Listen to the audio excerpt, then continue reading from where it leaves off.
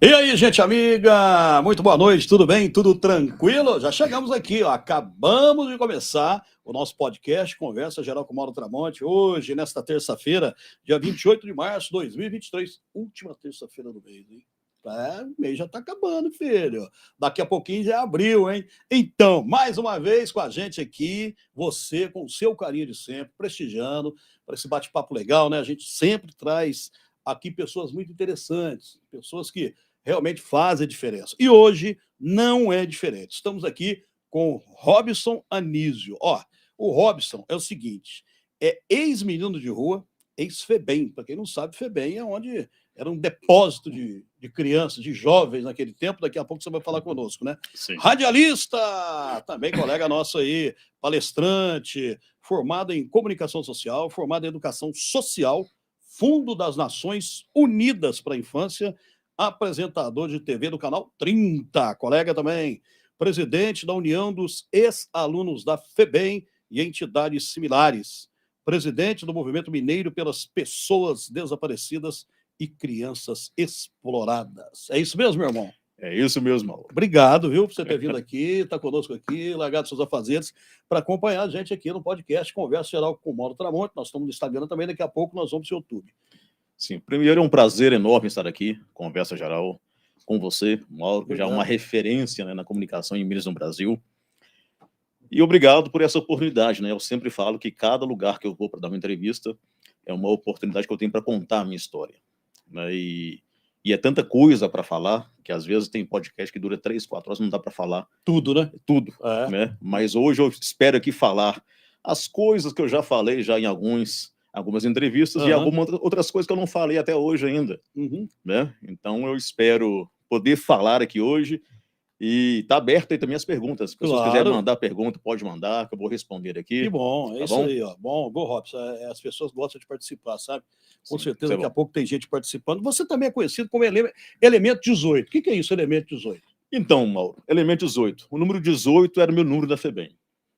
Cada criança na FEBEM tinha um número. E o meu número é 18. Né? Mas a história começa ali no início. Eu morava, era chamada População Ribeirinha. Eu morava na beira do rio, ali atrás do Hospital Santa Rita, em Belo Horizonte, ali no Barreiro. E a minha mãe, ela tinha uma doença de Chagas. Naquela época não tinha ainda, não tinha descoberto ainda tratamento, né, para poder curar a doença. Que era transmitido pelo barbeiro. Exatamente. Né? E ela ainda tinha problemas do coração. Então agravou. Ela foi internada no Hospital Santa Rita, eu tinha 7 anos de idade, e ela veio a falecer naquele hospital. Eu nunca conheci nenhum outro parente. Éramos apenas a minha mãe, eu e minha irmã Eunice.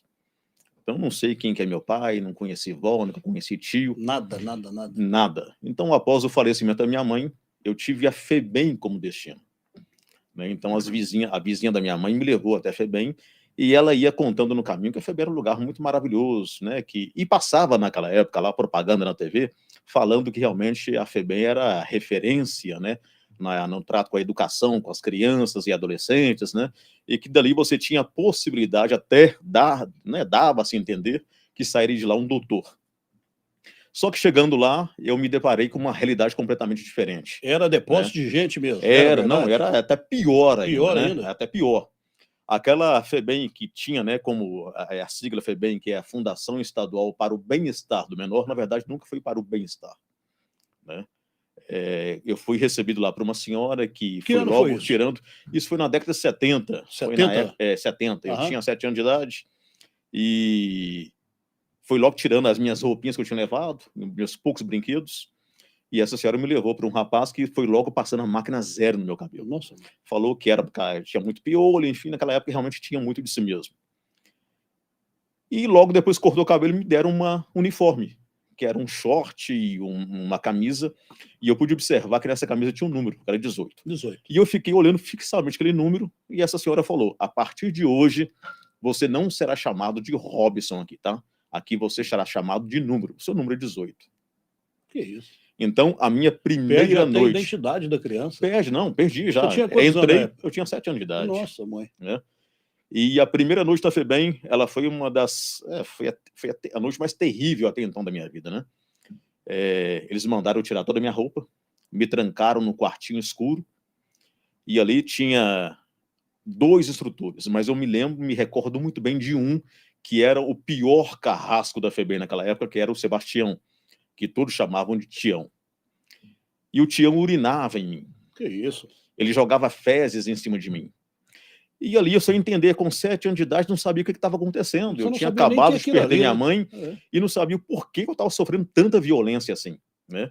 Mas o Sebastião, ele fazia questão de urinar, ele entrava todas as vezes, não sei de quanto tempo ele entrava, mas ele sempre entrava lá dentro do quartinho escuro e sempre urinava em cima de mim e jogava fezes. E eu ali nu, dentro desse quartinho. Quando amanheceu o dia, ele me tirou do quartinho e me levou para tomar um banho de mangueira. Gelado. E depois recebi palmatórias. Que isso? Palmatória, para quem não sabe, era aquela, né, pedaço de madeira, com o formato de uma régua, que ele batia na mão das pessoas, né? Isso era muito comum também em escolas, né, de antigamente, que o século professor... passado, essas coisas, né? Diz que Exatamente, existia isso. exatamente. Então, eu recebi palmatórias. Essa foi minha primeira noite na FEBEM e meu primeiro café da manhã. Pô, mas você dentro foi da para a instituição. FEBEM, então, na realidade seguinte, você não foi porque você estava fazendo coisa errada, porque muita gente ia porque fazia coisa errada, né? Muitos moleques iam porque faziam coisa, ó, tá internado na FEBEM. Você não foi fazer coisa errada, você não fez nada. Você foi levado para uma mesinha. Na verdade, as pessoas elas confundem muito a FUNABEM de São Paulo com a Sei. FEBEM de Horizonte. Aham. A FEBEM de Horizonte, na verdade, ela não era para menores infratores. Não era para menores né? infratores, era para Era receber... uma instituição para crianças órfãos, Entendi. famílias que não tinham condições de criar o filho, deixar o filho lá para poder, né, viver lá dentro da instituição. Só que a FEBEM ela acabou tomando os rumos igual da FUNABEM mesmo, né? Não tinha diferença para você. Não tinha diferença. E eu fiquei durante anos, só contando que eu fui um menino de rua e que eu era um interno da FEBEM. Mas eu nunca cheguei a aprofundar no que acontecia comigo lá dentro, porque até mesmo eu sentia muita vergonha de falar. Né? Hoje são poucos ex-meninos de rua, nós temos o exemplo do Roberto Carlos Ramos, e nós temos o exemplo do Samuel, mas são poucos hoje ex-meninos de rua. Hoje nós temos aí o Roberto, que é um pedagogo, que é professor, nós temos aí, inclusive, um que é major da PM, mas esse major ele não conta, ele tem vergonha de contar sobre o passado na FEBEM. Entendi. E durante anos eu fiquei também com esse negócio dentro de mim e com vergonha de contar. É uma barreira psicológica que você Exatamente. Até que há 2 anos atrás, um grande amigo meu, o Rafael, eu queria até mandar um abraço para ele, deve estar assistindo agora também, o Rafael Brasil, ele é o dono do Village Circus hoje, e o Rafael é um grande amigo e falou para mim: Robson, eu preciso conversar com você. Eu falei: vamos marcar, vamos sentar e vamos conversar. E ele chegou para mim e falou: a sua história, ela não pode parar por aqui, você tem que continuar contando. Você tem que contar para as pessoas o que você passava ali dentro da FEBEM. Claro. E o Rafael também não sabia nem 1/3 ainda do que eu passava lá dentro. E eu falei, vamos aí. Vamos amadurecer essa ideia aí. E a gente acabou fazendo várias reuniões, inclusive o Plisto foi também com a gente no estúdio, que participou também dessas reuniões. E a gente acabou fazendo um projeto, o Elemento 18. O Elemento foi acrescentado por um jornalista do jornal Hoje em Dia, na época, que fez uma matéria comigo de uma página, enfim, e quando saiu a matéria ele colocou assim, Elemento 18, né, das ruas de BH para os palcos do Brasil. Eu estava com uma encenação, uma peça teatral na época, chamada Marcas do que se foi, que era uma palestra teatral, que foi dentro da campanha O Melhor do Brasil Brasileiro, do governo federal em 2004. E eu viajei por todo o Brasil contando, ensinando essa palestra teatral e contando um pouco da minha história de vida. E a gente então vamos fazer um projeto, então, Elemento 18. Aí vamos fazer, a ideia inicial era fazer ali uma série, né? A gente falou, não, mas aí vai depender vai ter que ter muito dinheiro, fazer uma série, custa dinheiro, muito tempo, enfim. A gente acabou decidindo fazer um curta-metragem. É esse aqui. Exatamente. Que inclusive foi filmado brilhantemente pelo Plisto, que é um grande, ele faz, né, videoclipes lá na 2M Produtora, e eu chamo ele de Mago da Lente, né?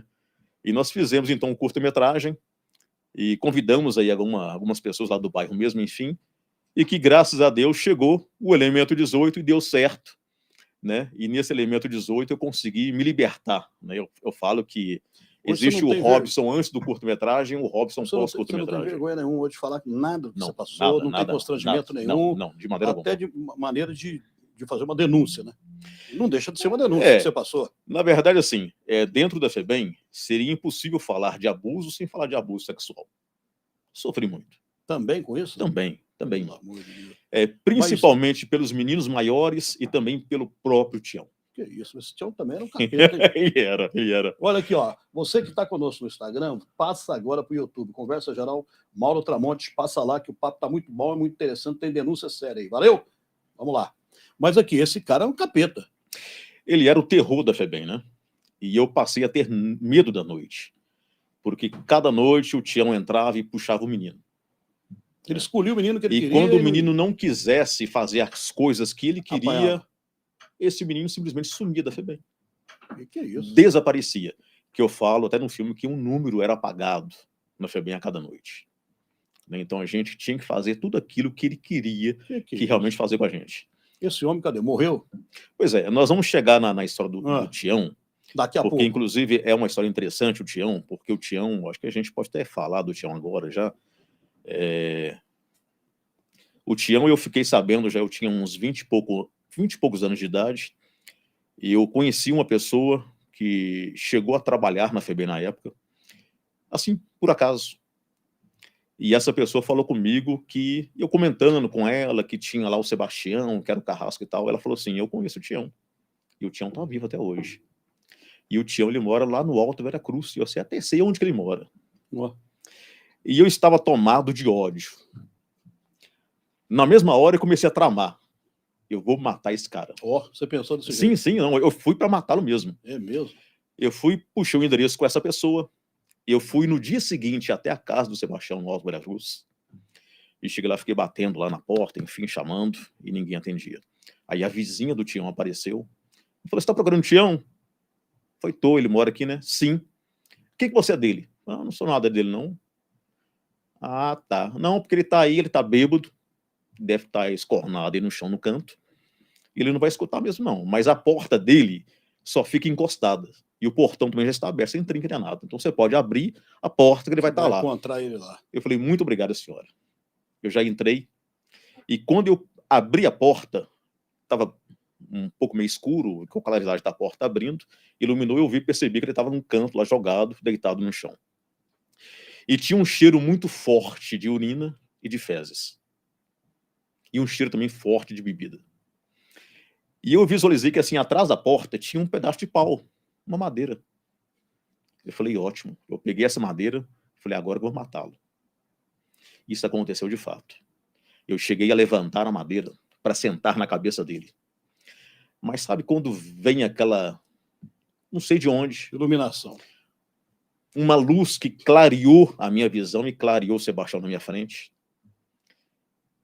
E eu comecei a olhar em volta do Sebastião e comecei a pensar o seguinte, ele está vivendo tudo aquilo que ele fez comigo. Num quartinho escuro, com um cheiro forte de urina e fezes. Eu fui abaixando aquela madeira lentamente, joguei a madeira no chão e comecei a olhar para ele. Eu saí da casa, chamei novamente a vizinha e falei com ela. Qual que é a situação dele hoje? Cadê a esposa? Eu falei, a esposa abandonou, os filhos também abandonaram ele. A senhora me ajuda a fazer uma coisa? Eu quero dar uma faxina geral na casa dele. Não tem luz na casa? Não. As contas todas atrasadas, a CEMIG cortou a água e a luz. Nem gás ele tem.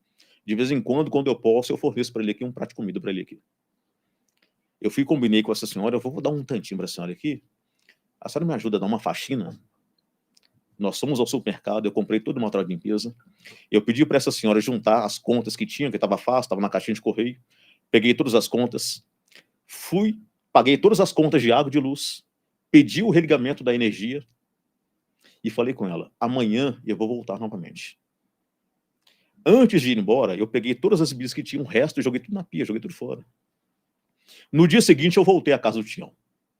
Ele já estava sóbrio, a casa já estava com a luz restabelecida, a água restabelecida, já tinha mandado entregar um gás para ele, já estava a casa toda limpa, sem aquele cheiro forte de urina e de fezes. Eu cheguei e bati novamente lá na porta. Ele foi e abriu. Falei, pois não, Sebastião, tudo bem? Eu estive aqui ontem.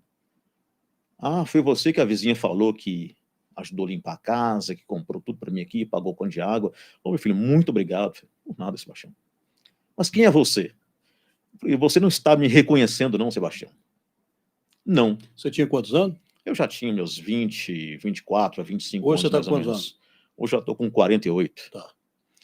Aí eu falei com o Sebastião, eu sentei com ele frente a frente. Falei, Sebastião, você tem certeza que você não sabe quem sou eu? Não. Eu sou aquele menino de rua que o senhor lá na FEBEM abusou. Que o senhor, tanta crueldade o senhor fez comigo. E uma criança de 7 anos de idade, sem entender o porquê estava sofrendo tudo aquilo. E eu vim, sinceramente, com a intenção de matá-lo. Bom. Mas eu descobri uma coisa aqui agora. Primeiro, eu gostaria de perdoar o senhor. E eu falo em nome de todas as outras crianças e sem a permissão delas. Mas eu perdoo o senhor por tudo que o senhor fez com todas as crianças naquela instituição. Eu descobri naquele momento que o perdão, ele não só libertou o Sebastião, mas ele me libertou também de uma coisa muito ruim chamada ódio, que eu carregava dentro de mim. A ira, né? Durante Dentro anos. da gente, a Durante ira, o anos. ódio é uma coisa muito ruim. Aquele trauma Uhum. que as pessoas carregam por tanta crueldade que sofreram na vida. E naquele momento, perdoando o Sebastião, eu pude perceber o quão grande, quão benéfico é realmente o perdão. Então, para mim, isso foi uma lição de vida, para mim, isso foi um momento marcante na minha vida, e eu carrego isso até hoje. Mais do que nobre, né? Foi uma coisa assim, né? Divina, né? Hoje eu palestro pelo Brasil inteiro, e eu falo também sobre essa história do Sebastião, e eu vejo muitas pessoas com dificuldade em perdoar. As pessoas chegam perto de mim e falam, eu não consigo perdoar. E como é que o Sebastião recebeu isso? O Sebastião, ele chorou muito, eu também chorei muito bem junto com ele. Eu abracei o Sebastião, só que menos de um mês depois o Sebastião veio a falecer. A oportunidade, o momento era aquilo, de chegar e pedir, né? E perdoar o Sebastião e fazer alguma coisa em prol dele. A gente não deve pagar o mal com o mal. A gente não deve também ser uma pessoa de coração ruim se uma outra também é. A gente pode sempre fazer o contrário, né? Se uma pessoa fez alguma coisa de ruim com você, vá lá e pague com bem. Mas vou te falar, você pode ter perdoado, mas eu acho que Deus não perdoou ele não, viu? Ele deve estar passando uns balbucados onde que ele estiver, viu? Com certeza. Aí a conta com Deus conta já é com ele. Aí é cara, viu? já é com ele. Agora, o Robson, você, depois da FEBEM, você saiu com quantos anos de lá? Fui adotado com 13 anos de idade. Aí você foi para a rua? Dos 7 aos 13 anos. Nesse período de 7 aos 13 anos, na verdade eu fiquei dos 7 até os 10 anos, até os 11 anos, e depois eu fui transferido para Uberaba, o abrigo de menores, lá em Uberaba. Tinha uma assistente social lá na FEBEM, que ela via tanta crueldade que acontecia comigo lá, e com tantas outras crianças, mas não sei porquê, essa assistente social, ela pegou para mim me ajudar. Era eu e o Cláudio, um outro menino também, que era o meu amigão dentro da FEBEM. Uhum. Né? E ela acabou fazendo para a gente a transferência da FEBEM para abrigo de menores de Uberaba. Só que na FEBEM, entre idas e vindas, né? Ou seja, eu demorei quase um ano para tomar coragem para poder fugir da FEBEM. Eu via vários meninos fugindo. O muro da FEBEM não era um muro alto. Para quem conhece ainda a FEBEM do Barreiro, o antigo FEBEM do Barreiro, que hoje não existe, graças ao bom Deus, mas os muros lá eram baixos. Só que eu morria de medo. O que eu vou encontrar lá fora? Do outro lado, né? Sem uma mãe, sem uma irmã, sem ninguém por mim. De repente eu ficava pensando, aqui na FEBEM, mesmo com tudo isso acontecendo comigo, será que na rua seria melhor do que aqui dentro? Mas depois de quase um ano eu tomei coragem e fugi também. Ah, você fugiu também? Fugi. Pulou o muro? Pulei o muro. Nesse dia, Mauro, eu corri tanto, mas eu acho que eu nunca corri tanto na minha vida. Nem olhava e em pra trás? nenhum momento eu olhei para trás. Nenhum momento. Eu só sei que eu cheguei até a praça da estação. Do Barreiro até a praça da estação, correto. Pô, eu fui junto com os outros meninos. Nós pegamos aquela avenida Amazonas e fomos direto nela. Foi um bonde só. Foi um bonde só. Alguns ficaram pela metade do caminho, foram para o outro canto, enfim, mas a grande maioria, o destino sempre era o centro da cidade. Né? Entendi. E chegando no centro do Horizonte, eu descobri que toda aquela violência que acontecia comigo na FEBEM, de abuso, enfim, não acontecia na rua. Mas acontecia outros tipos de violência.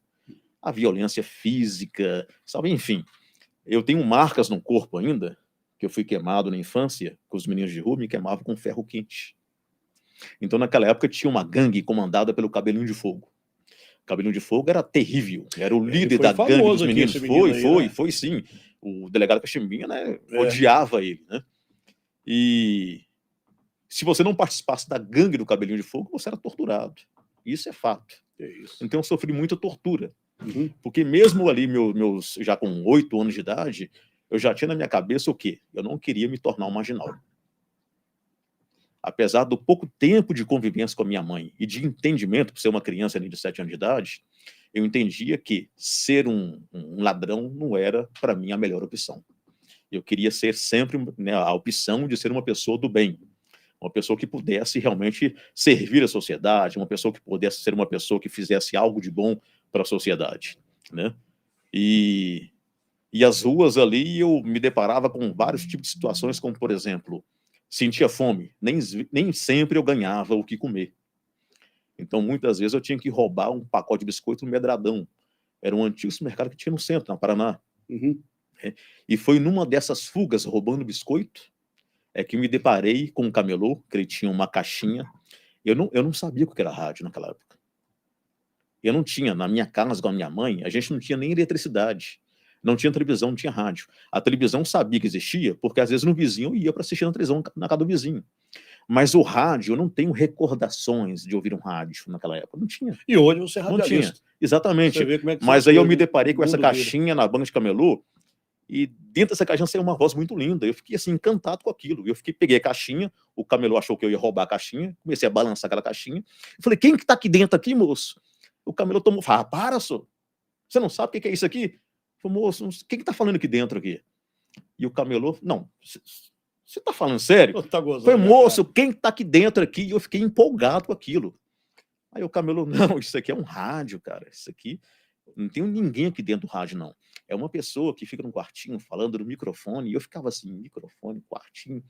E a voz vem por ondas, até chegar nessa caixinha e em milhares de caixinhas pela cidade. Aí você confundiu tudo. E eu fiquei assim, cara, esse cara cheirou cola, ondas, não sei o que e tal. E eu fiquei assim, maravilhado com aquilo. Você me repete de novo? O cara falou, não. É um cara, fica num quartinho, explicou tudo de novo para mim. Aí na mesma hora eu falei assim, então é isso que eu quero ser, um locutor. Para mim poder contar minha história e todo mundo ouvir minha história. Sabe por quê, Mauro? Porque nas ruas, a maior dificuldade que eu tinha era a oportunidade de contar para as pessoas o porquê eu estava ali. Entendi. Muita gente passava, me dava uma balinha, afagava a cabeça. Jogava uma moeda. Mas ninguém tinha tempo para ouvir minha história. E quando eu começava a contar minha história, saía correndo. Meu irmão está vindo. Amanhã, se Deus quiser, eu passo por aqui e eu continuo ouvindo a sua história. Mas não voltava nunca. Então eu tinha muita dificuldade, eu queria contar. Porque muita gente passava, me recriminava, marginal, bandido. Ou se falava, volta para casa, menino. Mas ninguém, gente, mas não tem casa. Você então passou ninguém fome queria. na rua? Eu passei muita fome. Frio? Não, muito frio. Imagina, dos 7 até, fiquei praticamente 5 anos nas ruas. 5 anos. Entre ruas e FEBEM, né? Eu fugia, me levavam de volta para o FEBEM, eu fugia de novo, me levavam de volta de novo, fugia de novo. Eu não sei, me pergunta quantas vezes que eu fiz isso. Eu não vou contar, não ia contar isso aí. Né? Quantas vezes que foi que eu fugi da FEBEM. Não dava nem para contar, não tinha condições de contar. Mas eu sentia muita dificuldade em contar minha história. Então, quando eu visualizei isso através dessa caixinha, que todos chamam de rádio, a possibilidade que eu tinha de poder contar a minha história, e eu fiquei com aquilo na cabeça. E isso foi passando anos e anos e anos e anos, até que eu fui adotado por uma anja, eu chamo de anja, né? Que é a dona Francisca, que hoje também já faleceu, não está entre nós mais, a dona Francisca e o senhor Otávio. Aqui em BH. Aqui em BH. Que me adotaram, né? Eles começaram, na verdade, a me observar aqui na FEBEM do Barreiro. E eu não sabia disso. E depois eles, quando eu fui para o abrigo de menores lá, enfim, a minha mãe adotiva, ela ficou cuidando de todo o trâmite, né? Para me trazer de volta para o Horizonte. E ela conseguiu que eu viesse e voltasse para BH e que passasse apenas 30 dias de férias na casa dela. Que ela tinha permissão do juizado. Só que depois disso ela não me devolveu mais. Eu falei, não vai mais embora, agora vai ficar comigo. Né? E aí, com a adoção, eu redescobri novamente o significado da palavra amor. Quantos anos com ela? Então, eu vivi dos 13 até os 17 anos. Depois ela separou do meu pai adotivo, e nesse meio tempo eu reencontrei novamente com a minha irmã de sangue, que é a Eunice, e eu fui morar com a minha irmã. Ela já era casada já. Minha irmã teve que casar para fugir da FEBEM. Ou ela casava com 15 anos de idade, ou então ela seria também obrigada a ir para a FEBEM. Então ela teve que casar. Não tinha, ela teve que casar. Né? Então ela teve que casar para fugir, sem amor, sem nada, mas casou para não entrar na FEBEM também lá. E então eu fui adotado, redescobri novamente o significado da palavra amor, que eu já desconhecia, eu já não sabia mais o que era amor, de ver tanta maldade no ser humano. E assim eu estudei, concluí o ensino médio, e sempre com essa ideia na cabeça, de entrar para a faculdade. Aí eu passei a morar numa república, onde tinha um estudante de medicina, que era o Carlos Alberto Cota, que era filho até do então deputado Carlos Cota. Carlos Cota. Né? Exatamente, Carlos Cota, lá de Patinga. E o Carlos Cota, inclusive, foi assim, eu trabalhava numa banca de revistas e pintou um camarada lá, o camarada de paraquedas nas costas, lá na Avenida Bem de Sá, no Santa Efigênia.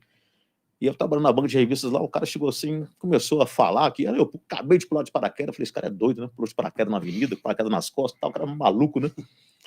E começou a falar da história dele. Falou, agora me fala da sua história.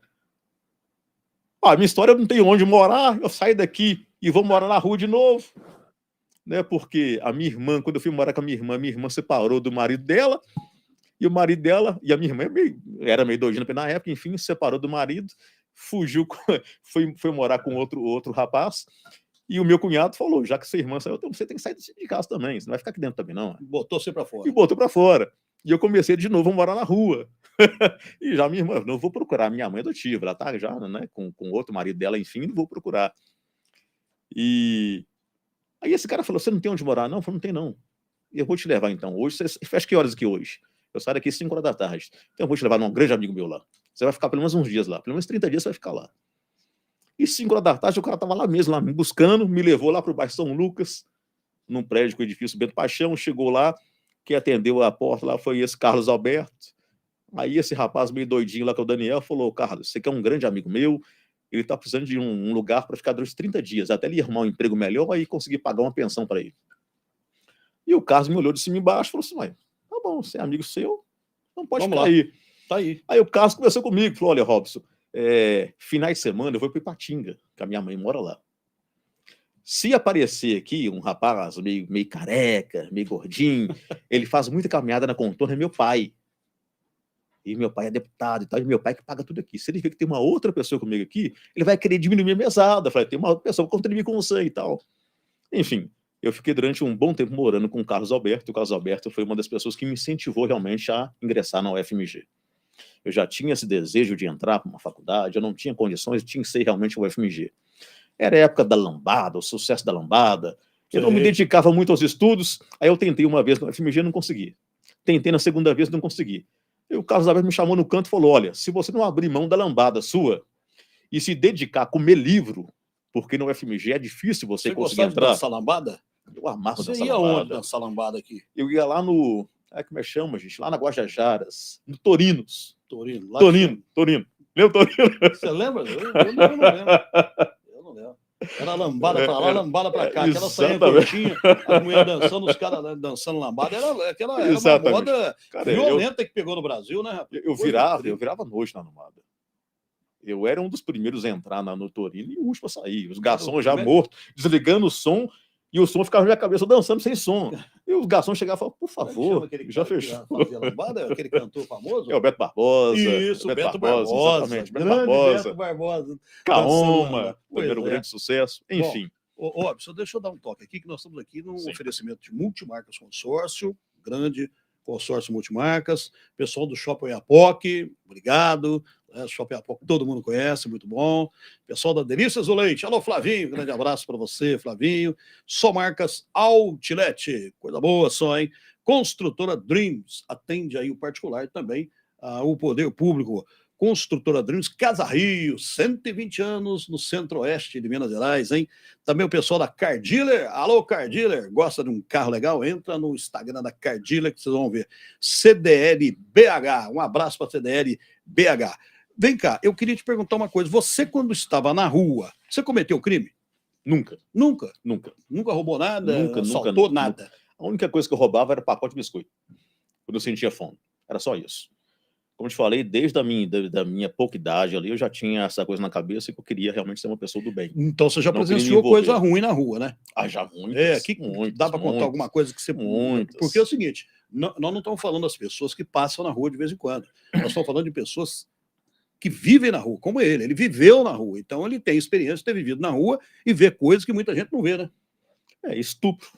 Era muito Estupro. comum. Era muito comum nas ruas.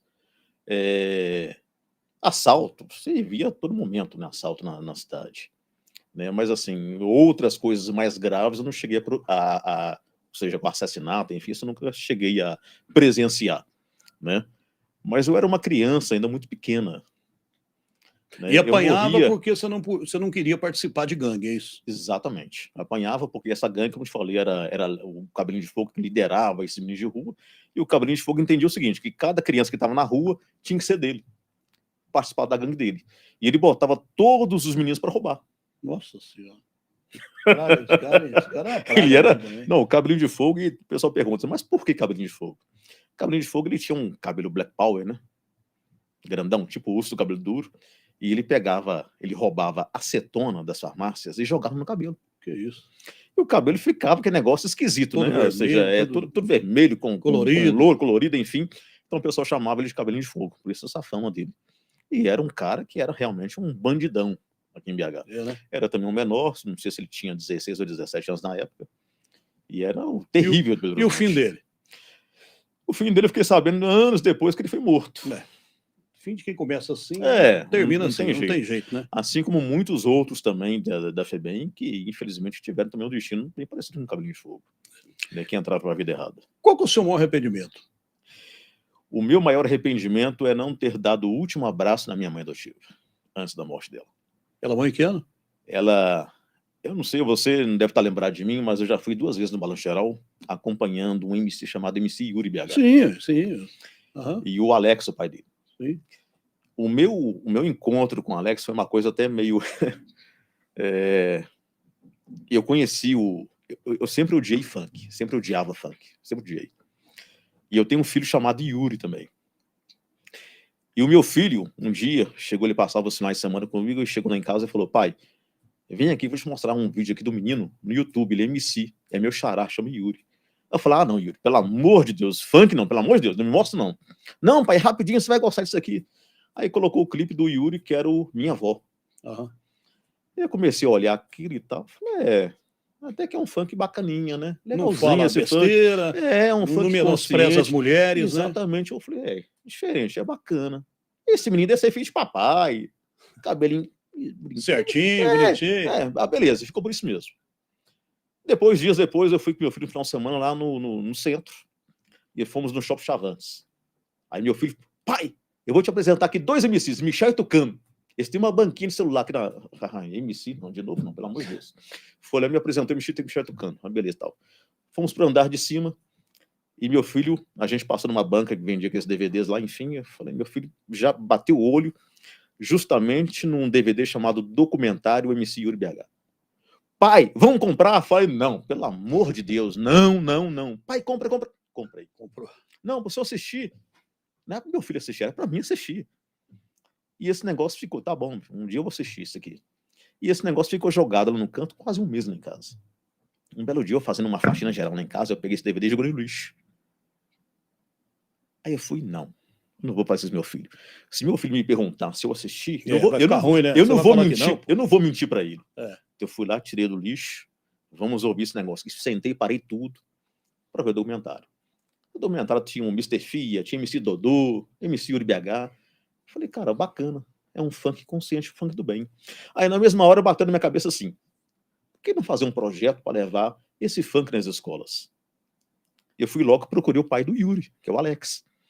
Marquei uma reunião com o Alex e falei, Alex, achei bacana o funk do seu filho, que é um funk consciente. Eu não conhecia, eu só conhecia esse proibidão no Rio de Janeiro, esses funk né, meio doido e tal. Pesado demais da conta. Eu tô com um projeto aqui, eu tô com uma ideia de bolar um projeto nas escolas. Aí o Alex falou, olha, eu sempre quis entrar nessas escolas, mas eu nunca consegui entrar nessa escola. Eu falei, mas eu vou conseguir entrar na escola.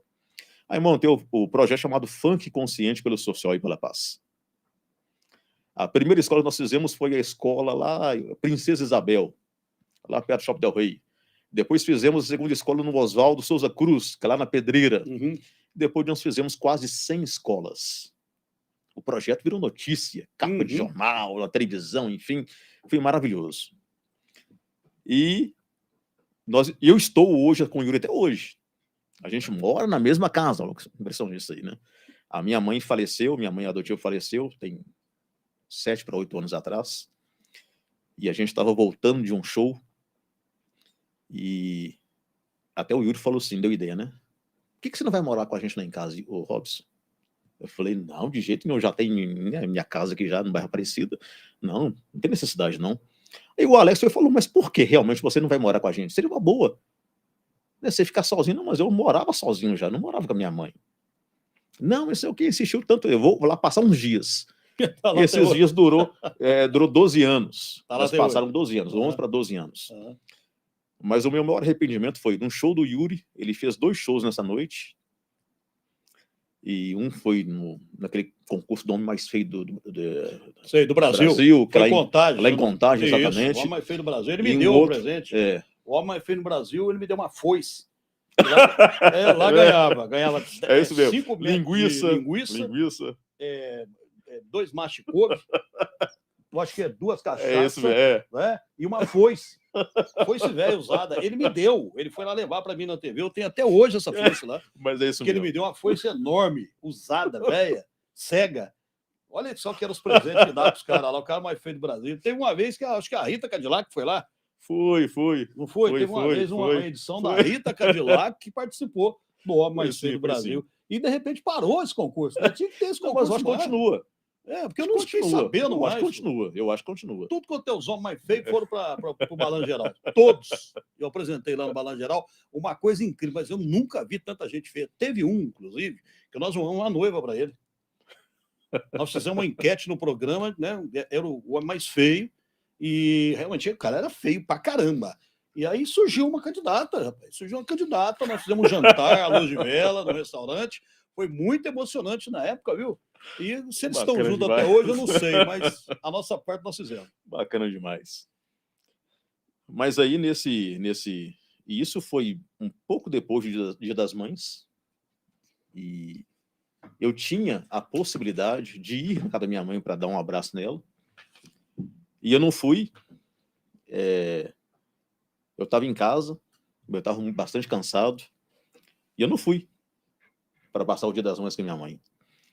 E pouco tempo depois nós fizemos esses 2 shows com o Yuri, e no último show, no segundo show, que foi lá na região do Barreiro, quando eu cheguei lá, já era de madrugada, e era eu que filmava todos os shows do Yuri e postava no YouTube, criou um canal dele e postava no YouTube. Inclusive, no dia que nós fomos no Balanço Geral também, eu estava filmando, eu filmei tudo e postei também lá no canal do Yuri, enfim. Eu não consegui subir no palco. Eu simplesmente travei. Aí o Alex perguntou, você tá passando mal? Não tô passando mal, mas eu não sei o que aconteceu. Não, então não precisa ir no palco não, você pode entrar por dentro tinha uma Dublu, né? Entra para dentro do carro lá e pode ficar lá, descansando e tal. Eu falei, você não quer a câmera para você filmar? Não precisa filmar aqui não, aqui tá tranquilo. Já filmou o outro lá já, tranquilo. E era justamente na hora que minha mãe tinha morrido. É mesmo? E o celular descarregou, era na época o Nextel, estava descarregado. Eu cheguei em casa, botei para carregar e dormi. Aí de manhã cedo levantei para ver as horas, liguei o celular. Aí tinha uma mensagem da minha irmã, por parte da minha adotiva. Falou, meu irmão, tem que comunicar para você por mensagem, porque não consegui falar com você no telefone. A mãezinha nos deixou essa madrugada. Então, o maior arrependimento, e eu sempre falo com as pessoas, porque... é emocionante falar, né? A gente que tem mãe, quem ainda tem mãe, eu acho muito importante a gente chegar e abraçar. Sim. Quanto a gente pode. E a quantidade de vezes que a gente puder. Né? Porque depois que vai embora, meu maior remorso é esse, né? E eu tenho certeza que esteja onde ela estiver, ela não quer que eu sinta remorso por isso. Né? Não vai querer isso jamais. Mas isso aí para quem está longe é sofrimento. Mas também foi para mim hoje o pior arrependimento da minha vida. Né? Eu tinha condições de ter ido, mas não fui. Agora tem o Marcos que está perguntando aqui se o Robson tem alguma religião. Eu acredito em Deus. A minha religião, assim, onde me chamar, me convidar, eu estou indo. Eu vou em igreja católica, eu vou em igreja evangélica, eu vou no espiritismo. A minha irmã é kardecista, é espírita. Inclusive, eu tenho uma grande amizade com o Eurípides, que é o filho do Chico Xavier. Olha, eu estive até em Uberaba, na casa dele lá, para visitá-lo, enfim. Um respeito muito grande pelo Chico. E eu conheci o Chico ainda, quando o Chico estava em vida ainda, conversei com o Chico, enfim, já tive senti uma paz muito grande com o Chico Xavier. Mas dentro da religião, dentro de uma igreja evangélica, eu estava numa época da minha vida, Mauro, que eu estava muito mal, eu estava numa depressão muito grande. E a depressão... Sem rumo, sem nada, perdido. A depressão, gente, muita gente acha que é frescura. Não é. Isso. Ela vem do nada, você pode ter... Enfim, é uma coisa silenciosa, perigosíssima. Qualquer classe social que você viva, você pode ser rico, ser pobre, enfim, a depressão, quando ela vem mesmo, enfim. E quando a gente fala para as pessoas que está com depressão, a tendência da grande maioria das pessoas é se afastar de você. As pessoas falam, isso é frescura, vai numa igreja, hora que passa, vai trabalhar, arruma uma coisa para você fazer, ocupa sua cabeça, isso entendeu? Não tem nada a ver. Então eu vivi uma fase muito, muito difícil da minha vida, nessa depressão, tem uns 6 anos atrás, mais ou menos, 5 ou 6 anos atrás, que foi um momento muito difícil. E lá no Alex, trabalhava um rapaz lá, na casa do Alex, que é o Josué. O Josué já tinha saído lá já do trabalho com o Alex, enfim. E o Josué, ele frequentava uma igreja em São José da Lapa, uma igreja evangélica. E o Josué vivia falando comigo, vamos lá na igreja. Lá tem um pastor que faz a revelação, que ele é maravilhoso. E ele insistia comigo todos os dias. Aí teve um dia que eu falei assim, eu vou aceitar o convite desse cara, para ele parar de me chamar. Ele falou, Josué, vamos lá então, vamos nessa igreja lá. Não, eu busco você aqui e trago você de volta. Eu falei, agora que eu vou mesmo, vamos embora. E fomos na igreja. Chegou lá o pastor, enfim, fez toda a oração. Depois chegou o pastor que faz a revelação, tal pastor. Aí o José me cutucou, é esse aí que faz a revelação. Vamos ver se vai fazer revelação mesmo. Você já foi duvidando. Fui duvidando, exatamente. E eu estava numa briga feia com Deus. Uma briga feia. Sabe o que é briga com Deus? Eu xingava Deus. Você não existe nada. Você é uma farsa. Você é uma mentira. Por que eu estou vivendo tudo isso aqui hoje? Se você existisse, você não está vivendo isso aqui hoje, não. Aí comecei a remoer coisas do passado. Se você existisse mesmo, eu não seria um menino de rua. Eu não teria sido abusado na FEBEM. Enfim, virou uma paranoia na minha vida isso aí. O pastor fez a revelação, uma pessoa do meu lado, do outro, atrás de mim, na frente. E você nada. Aí o pastor foi, gente, tem que terminar o culto. Acabou. Vamos fazer oração final. Fez a oração final, terminou o culto. Eu falei com o Josué, tá vendo? Eu não acredito nisso, Josué. Sinceramente, não acredito, não. Robson, o tempo de Deus é diferente do nosso tempo. Se não foi hoje dessa vez, volta semana que vem, na quarta-feira que vem. Eu falei, você é louco, maluco? Volta. Ele ficou a semana inteirinha martelando na minha cabeça. Eu vou, Josué, mas vai ser a última vez que eu vou. E voltei novamente na igreja. Isso aconteceu de fato. O pastor chegou, fez a revelação na minha frente, do meu lado, gente atrás de mim, gente do outro lado. Pulou você de novo. Foi a mesma coisa. Eu vou fazer a oração final, acabou. E foi lá para o púlpito e começou a fazer a oração final. Eu em pé, eu só fechei os olhos e falei, se o Senhor existe mesmo, manda esse pastor falar comigo. Me prova que você existe. Me prova a sua existência. Esse é o momento. Eu com os olhos fechados, o pastor fazendo oração, eu só escutei o pastor falando assim, irmãos e irmãs, vocês me perdoem, eu vou ter que interromper a oração final, porque tem uma pessoa aqui que está pedindo para Deus falar com ele através de mim. Eu não consegui abrir os olhos, Mauro. Eu só comecei a balançar a cabeça e falei, não. Mentira. Mentira. O homem não é capaz de ler a mente do outro homem. Isso é mentira. E eu não consegui, em momento nenhum, abrir os olhos. Eu só senti a mão do pastor na minha cabeça. Falei, Deus manda te falar que nunca mais duvide da existência dele. E ele te veio pelos 4 cantos desse país, contando a sua história e dando o seu testemunho. Foi forte. Coisa demais, hein? A partir desse momento, eu nunca mais duvidei da existência de Deus. E quando eu cheguei em casa, em prantos ainda, eu ajoelhado no chão do quarto, parece que passava um flashback. De tudo que aconteceu. Todos os momentos que eu vivi nas ruas, na FEBEM, nas ruas, tudo que eu sofri, eu comecei a entender, como diz aquela historinha da pegadas na areia, né? Quando nos momentos mais difíceis eu enxergava apenas uma pegada de areia. É a música. Foi nesse momento que eu te carreguei no colo. Exatamente. Foi aí que eu percebi música de Dudu e Dalvan. Como que Deus realmente existe, como que ele me protegeu de coisas muito piores. Que poderia ter acontecido com que você. Poderiam ter acontecido. E se eu me tornei um radialista hoje, se eu não fui para o lado do crime, se eu não engrenei para o lado da marginalidade, é porque Deus sempre teve um propósito para mim na minha vida. Exatamente. E hoje, depois que a gente montou o Projeto Elemento 18, a cada lugar que eu vou, a cada entrevista que eu dou, a cada palestra que eu dou, eu vou me libertando cada vez mais dessas correntes, dessas amarras, vai me livrando, sabe? Eu sempre falo que no final das palestras tem muita gente chorando, né, que vem me abraçando, mas você conta a sua história rindo, né? Outras pessoas chegam falando comigo assim, mas nossa, eu achava que a minha história era triste, a sua é muito pior do que a minha. E eu sempre falo no final das palestras, né, que não existem histórias mais tristes ou mais felizes do que as outras. O que existem são histórias diferentes. Eu incentivo cada qual a contar a sua história. Eu falo com a minha irmã, por que você não conta a sua história para suas filhas, para os seus netos? A minha irmã, ela morre de vergonha. Mas eu não sei, eu não consigo. Você vai ver como é que você vai se libertar contando a sua história. E é importante também as pessoas, principalmente no âmbito familiar ali, conhecer a história, o filho conhecer a história da mãe, lógico, como que ela conseguiu chegar até ali, a luta que ela teve, né? Porque muita gente, os filhos hoje, não sabem como que foi o passado do pai, da mãe, o trabalho que teve, né? O que ele passou, o que ele fez para chegar até ali, né? Para ter uma casa, para ter um carrinho, entendeu? Verdade. Muitos não exatamente, imaginam, não. E acaba que não valorizam. Os pais não valorizam o trabalho, não valorizam a vida. Muitas vezes o que tem. Né? Exatamente.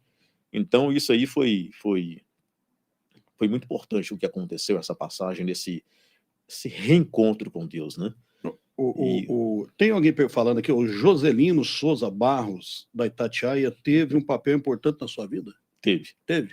Porque a voz linda que saía do rádio era o Joselino. Joselino. E eu nunca me esqueço, né, da vinheta que tocou do Joselino. Joselino é uma vinheta antiga já do Joselino que eu usava. E quando eu descobri que o Zelino ia sair do comando do Rádio Vivo, eu falei, esse é o momento de ir lá contar minha história. Eu fui mais que depressa e consegui o contato da Ana Cristina Novato, a esposa do Zelino, e era também a produtora dele no Rádio Vivo. Consegui falar com ela, expliquei mais ou menos o que era. Falei, olha, minha história é assim, assim, assim, assim. Hoje eu sou radialista, me tornei radialista por causa do Zelino. Mandei para ela o link do curta-metragem. Tá, eu vou assistir aqui. Só que seria a última entrevista do Rádio Vivo sob o comando do Zelino. Olha, tem história, então. Aí passou 2 horas depois, a Ana Cristina Novato me liga. Robson, você pode estar aí na Itatiaia aqui amanhã? No Zelino, no Rádio Vivo? Agora, se for agora, amanhã, vou, lógico que eu vou. Eu fui o último entrevistado do Zelino no comando do Rádio Vivo. E foi um encontro maravilhoso, eu chorei, lindo, ficou emocionado, enfim. E o Zelino partiu, nos deixou, né? Essa grande voz, esse grande comunicador, você fez enfim. História demais, Zelino. Nossa Senhora. Então foi por intermédio dele que eu me tornei radialista. Que bom. Né? A partir daquele momento que um garoto de rua, né, que muitas pessoas criticavam, que muitas pessoas falavam e jogavam na minha cara, principalmente o Sebastião, que eu não seria nada na vida. Ou aqueles que passavam e te ignoravam. Porque uma vez eu lembro que quando eu voltei para o FEBEM novamente, depois do episódio do encontro com o rádio, e eu falei com o Tião que eu vou ser um locutor. O Tião virou para mim e falou, você vai ser um marginal. Você já é um marginal. Que coisa, eu nunca deixei que as pessoas plantassem sonhos na minha vida. Uhum. Eu já tinha meus próprios sonhos. Né? Então, o Zelino eu tenho uma eterna gratidão. Ana Cristina Novato, minha eterna gratidão. A Rádio Itatiaia, minha eterna gratidão, enfim.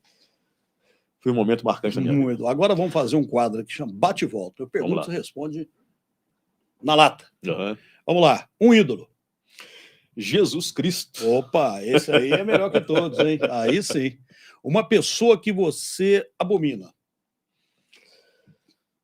Cara, eu abomino a ingratidão.